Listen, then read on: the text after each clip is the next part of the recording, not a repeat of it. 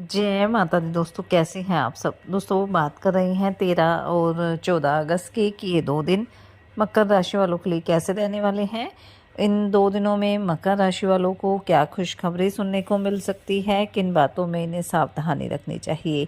तो इन 2 दिनों का राशिफल जानने से पहले हम इन 2 दिनों का पंचांग जान लेते हैं। 13 अगस्त 2025 दिन बुधवार रहेगा। भाद्रपद माह कृष्ण पक्ष की चतुर्थी तिथि जो 6:38 तक रहेगी। उसके बाद पंचमी तिथि प्रारंभ हो जाएगी। धृति योग रहेगा जो 4:05 तक रहेगा। उसके बाद शूल योग प्रारंभ हो जाएगा। उत्तरा भाद्रपद नक्षत्र रहेगा जो 10:33 तक रहेगा। उसके बाद रेवती नक्षत्र प्रारंभ हो जाएगा। चंद्रमा मीन राशि में रहेंगे। राहु काल का समय रहेगा 12:25 से 2:05 तक।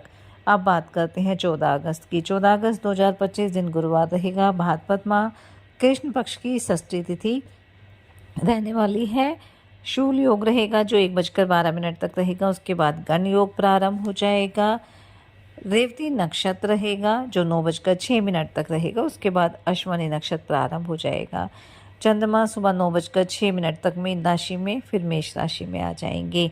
अभिजीत मुहूर्त का समय रहेगा 11:59 से 12:52 तक। राहु काल का समय रहेगा दोपहर 2:04 से 3:43 तक।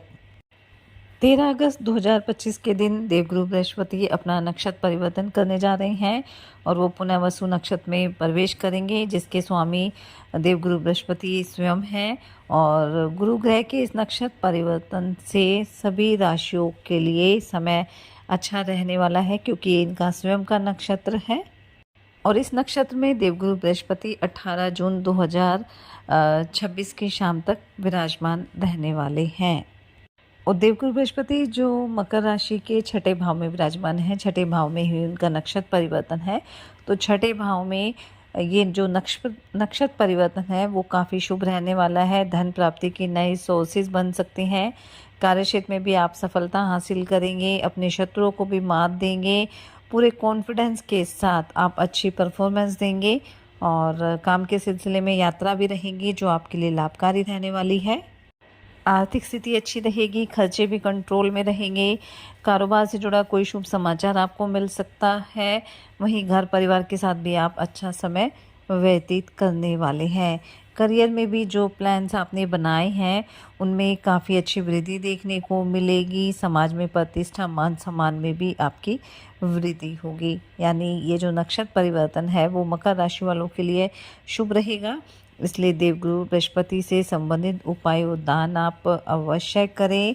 अपने बड़ों का सम्मान करें और गुरुवार के दिन पीले रंग की चीज़ों का आप दान कर सकते हैं।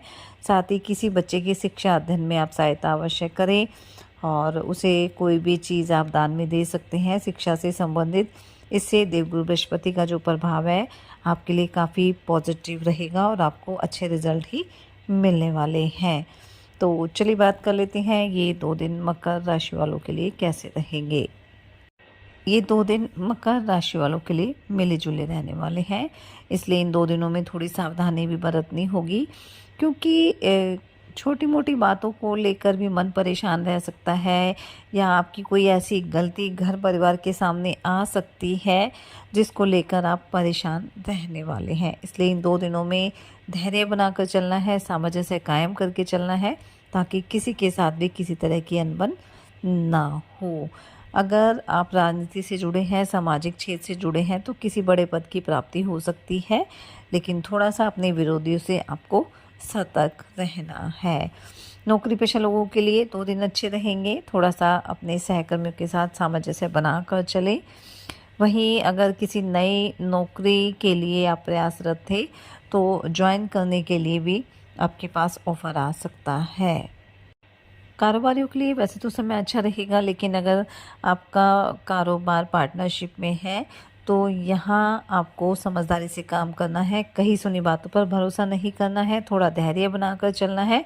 और जो आपका पार्टनर है उसके साथ जितना आप सामंजस्य बनाकर चलेंगे उतना ही समय आपके लिए अच्छा रहने वाला है। इन 2 दिनों में संतान पक्ष की ओर से कोई खुशखबरी आपको सुनने को मिल सकती है। विद्यार्थियों के लिए भी 2 दिन अच्छे रहेंगे। पढ़ाई पर पूरा ध्यान देंगे और अच्छे रिजल्ट ही आपको मिलने वाले हैं। अगर लेन देन से संबंधित कोई मामला चल रहा था तो उसमें अभी आपको परेशानी उठानी पड़ सकती है, इसलिए थोड़ा सा धैर्य बनाना आपके लिए बेहद ज़रूरी रहेगा। आप अपने कारोबार को लेकर किसी से सलाह मशवरा भी कर सकते हैं, लेकिन सलाह यही दी जाती है कि अपने घर परिवार के सदस्यों से ही आप सलाह मशवरा करें, बाहरी व्यक्ति से कोई भी बात शेयर ना करें तो ज़्यादा बेहतर रहने वाला है। दाम्पत्य जीवन सुखद रहेगा, आपके रिश्ते में नयापन रहेगा, जीवन साथी की ओर से कोई सरप्राइज गिफ्ट भी आपको मिल सकता है। प्रेम संबंधों के लिए समय मिला जुला रहेगा, इसलिए थोड़ा सा अपने साथी की भावनाओं की कदर आपको करनी होगी। और कारोबार को लेकर अगर कोई भी योजना है या कोई भी ज़रूरी जानकारी है, उसको शेयर करने से आपको बचना है।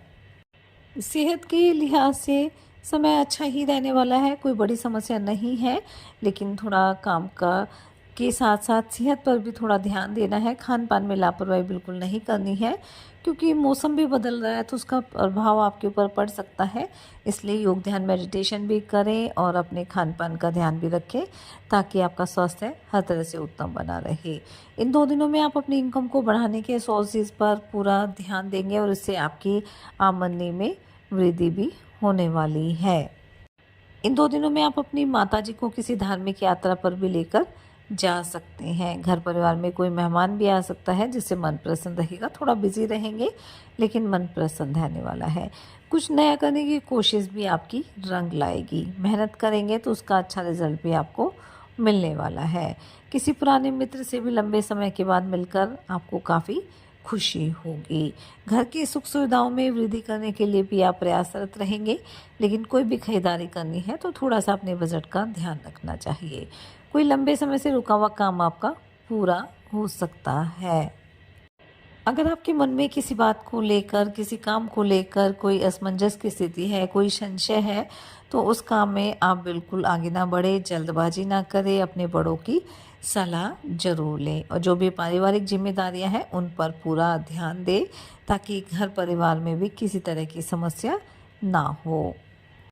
कोई भी निर्णय लें सोच समझ कर लें, जल्दबाजी में कोई गड़बड़ी आप कर सकते हैं, इसलिए अपने कार्यों को कल पर टालने से बचें, नहीं तो समस्याएं भी बढ़ सकती हैं। इसलिए जितना धैर्य बनाकर चलेंगे, बड़ों की सलाह लेंगे, समय उतना ही अच्छा रहेगा। तो कुल मिलाकर हम कह सकते हैं कि 2 दिन मिले जुले रहेंगे, इसलिए सावधानी भी बरतें।